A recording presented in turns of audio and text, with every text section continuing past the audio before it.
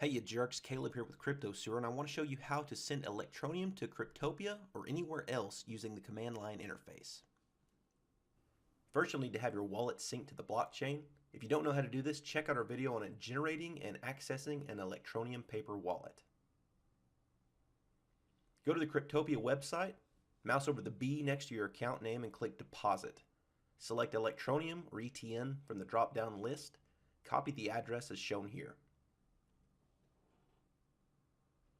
Open your CLI wallet, type transfer, and paste the Cryptopia wallet address, followed by the amount you wish to send.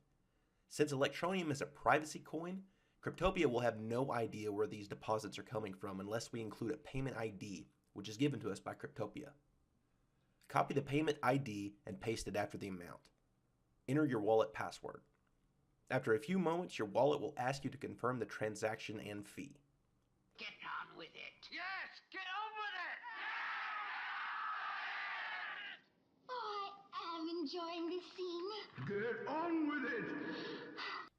You'll soon receive a confirmation message and transaction ID in your CLI, meaning your transaction is complete.